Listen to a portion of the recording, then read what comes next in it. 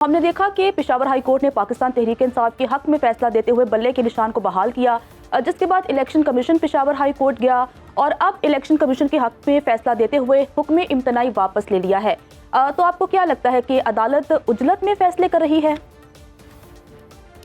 जी, इस उजलत जो लफ्ज़ आपने इस्तेमाल किया, मैं इस पे तो खामोशी रहता हूँ कि उजलत में कर रही है या नहीं कर रही, लेकिन ये ज़रूर साबित हो रहा है, मैं सियासत का और तारीख़ का तालिब इल्म हूँ, मैं उस हवाले से अर्ज़ कर देता हूँ कि अदलिया जब भी इस तरह के सियासी मामलात में आती है, ये काबिल एहतराम जजेस जब भी इस तरह के, ख़ास तौर पे इस तरह के जो आजकल का एक इलेक्शन का सीज़न है, लिहाजा जो नॉर्मल टेम्परेचर है वैसे ही हाई हुआ हुआ है, इस तरह के फ़ैसलों में आला ये जो अदलिया है इनको इज्तनाब करना चाहिए। पहले लाहौर हाई कोर्ट से इस तरह का एक फ़ैसला आया जिसने पूरी इंतखाबी यानी होती हुई जो एक यानी जिसको चीफ जस्टिस ऑफ पाकिस्तान काजी फायज़ ईसा पत्थर पर लकीर करार दे चुके हैं, उस यानी जो चीफ जस्टिस ऑफ पाकिस्तान ने 8 फरवरी को पत्थर पर लकीर करार दे दिया, उसके बाद हमने देखा कि जो मातहत अदलियाँ हैं, मतलब वो लाहौर हाई कोर्ट से ऐसे फैसले आए कि पूरा एक प्रोसेस ही यानी कांप के रह गया, लरस के रह गया। उसके बाद फिर पेशावर हाई कोर्ट का ये फैसला जो कि बहरहाल वो पूरे प्रोसेस से तो नहीं है, लेकिन जो इलेक्शन कमीशन का फैसला है वो तो पूरे मुल्क पर नाफिज होता है। हाई कोर्ट्स की जुरिस्डिक्शन का सवाल पैदा हो जाता है। बिल्कुल, ये अब बैरिस्टर साहब ज़्यादा बेहतर बनाएंगे, कानून के तालिब इल्म वो हैं, लेकिन मेरी गुजारिश ये है कि इन सियासी मामलात में अदलिया का आना और इस तरह के यानी सियासत से जुड़े हुए फैसलों को मतलब है सामने आना और फिर उसमें कंट्रोवर्सी क्रिएट हो जाना, उसमें मतलब इलेक्शन कमीशन जो कि ख़ुद भी एक आइनी इदारा है, उसकी अपनी एक आइनी हैसियत है, उसको इस तरह से घसीटना अदालतों में जैसे बिल्कुल ही उसकी कोई वक़्त नहीं है। ये फिर ध्यान बार बार वापस चीफ जस्टिस ऑफ पाकिस्तान की उस ऑब्जर्वेशन पे जाता है जिसमें वो ये कहते हैं कि लगता ये है कि कुछ लोग बैठे हुए हैं और उनका इशारा अदालतों की तरफ भी था, जो ये चाहते हैं कि ये जो इंतखाब 8 फरवरी को होने जा रहे हैं इसको कंट्रोवर्शियल बनाया जाए या इसको आगे लेकर जाया जाए और अदलिया के बारे में इस तरह की बातें आला यानी अदलिया के बारे में, जजेस के बारे में इस तरह के तासुर और फिर उस सियासी जमातों से जुड़े हुए लोग वो फिर जाहिर है कि ख़ास गर्मा गर्मी में तबसरे करते हैं, तो उससे खुद अदलिया का वक़ार मुतासर हो रहा है इससे। और इसमें मैं अपनी बात का अख्तिताम यहाँ पे करता हूँ कि कौम का एतबार किसी न किसी इदारे पर अगर रहे तो ये रियासत के लिए अच्छा होता है। हमने जुलाई 2022 में आर्टिकल 3A की अजीब व गरीब तशरीहात देखी हैं पंजाब गवर्नमेंट के हवाले से, उस वोट के हवाले से।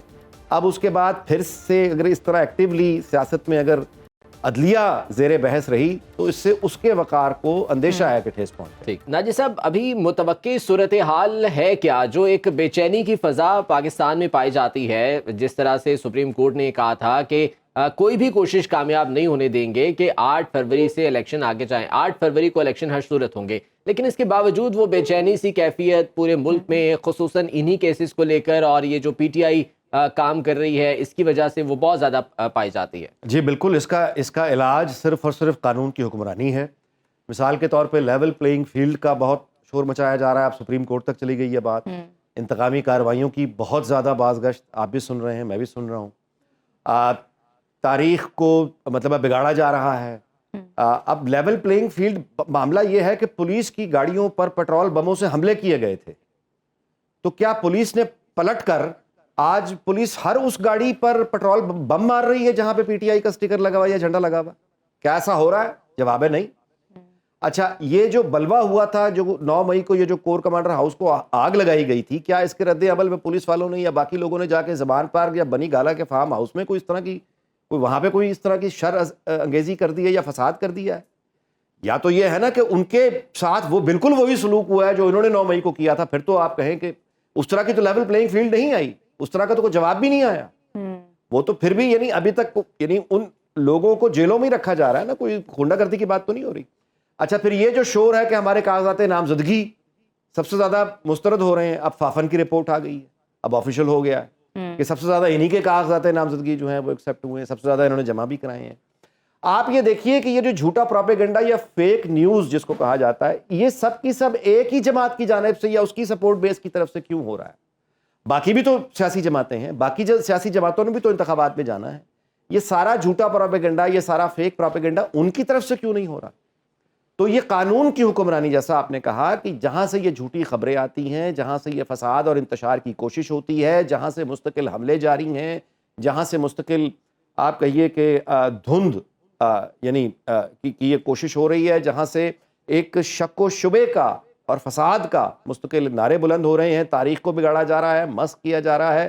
ظاہر ہے کہ یہی وہ لوگ ہیں جو اس کے ذمہ دار ہیں، لیکن ان کا علاج، میں دوبارہ سے گزارش کر رہا ہوں، ان کا علاج قانون کی حکمرانی ہے اور کچھ نہیں ہے.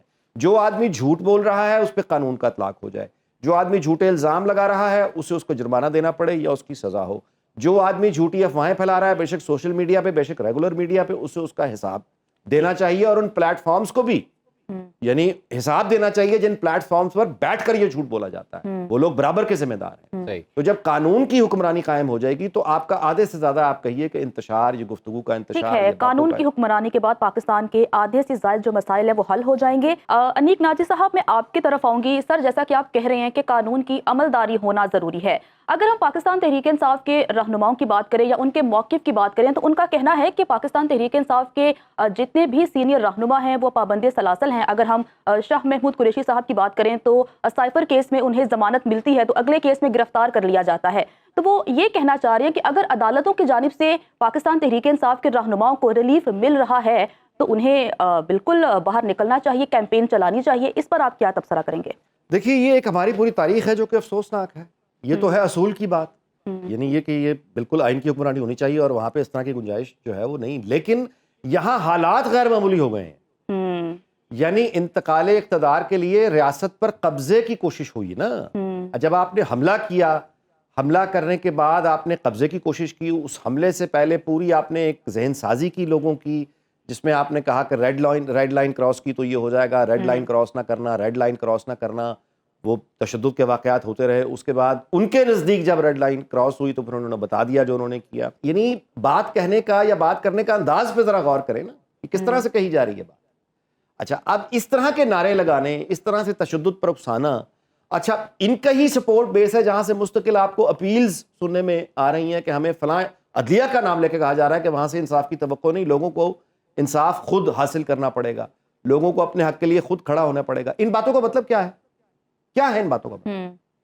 تو یہ خاص طرح کا انتشار میں آپ سے گزارش کر رہا ہوں، ٹکراؤ کی پالیسی اور فکشنل ایک الٹرنیٹیو ریالٹی میں رہتے ہوئے گراؤنڈ ریالٹی سے ٹکرانے کی کوشش. بار بار پاش ہوتے ہیں، بار بار ٹوٹتے ہیں، بار بار گرتے ہیں، لیکن بجائے اس کے کہ یہ اپنی پالیسیز پر حقیقت پسندی سے ٹھنڈے دماغ سے دیکھیے، یہ لوگ ہمارے دیکھتے دیکھتے تخت سے بڑے محفوظ تخت پر تھے، بڑے محفوظ تخت پر بیٹھے بیٹھے یہ اپنی انہی پالیسیز کی وجہ سے یہ آلموسٹ تختے پر آ کے کھڑے ہوئے ہیں، لیکن ان کی پالیسی آج تک وہی ہے. آج بھی آپ نے سپریم کورٹ میں ہیئرنگ میں دیکھ لیا کہ یعنی چیف جسٹس جب بھی کوئی ٹھوس ثبوت مانگ رہے تھے، یعنی تو لطیف کھوسا صاحب جو ہیں وہ جواب میں میڈیا کی مثالیں دے رہے تھے کہ آپ میڈیا دیکھ لیں.